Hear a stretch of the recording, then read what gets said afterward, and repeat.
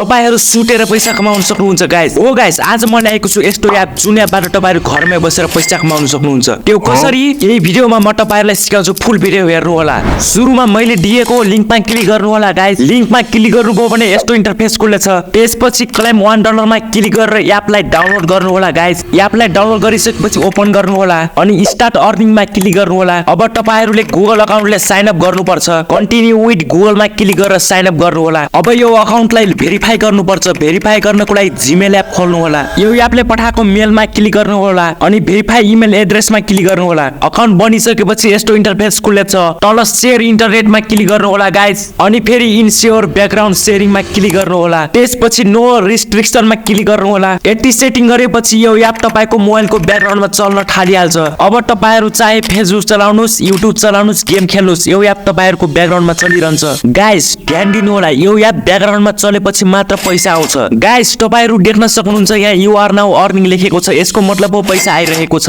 यो एपमा गाइस तपाईहरुले सर्भे दिएर पनि पैसा कमाउन सक्नुहुन्छ। तल सर्भेमा क्लिक गर्नु होला। तपाईहरु देख्न सक्नुहुन्छ गाइस सर्भे कम्प्लिट गरे पनि डलरमा पैसा दिइरहेको छ। एउटा सर्भेलाई सिलेक्ट गरेर स्टार्टमा क्लिक गर्नु होला। सर्भे कम्प्लिट गरिसकेपछि तपाईहरुलाई डलर मिल्छ। र गाइस सेटिङमा क्लिक गर्नु होला र यो तीनटा अप्सनलाई अन राख्नु होला गाइस अनि मात्र तपाईको मोबाइलमा आफै पैसा आउँछ।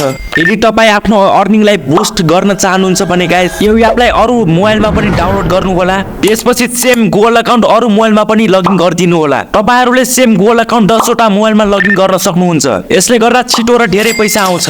एपको लिंक तल कमेन्ट सेक्सनमा छ है गाइस। र गाइस गेम खेलेर पैसा कमाउन मन छ भने लेफ्ट वाला भिडियोमा क्लिक गर्नु होला।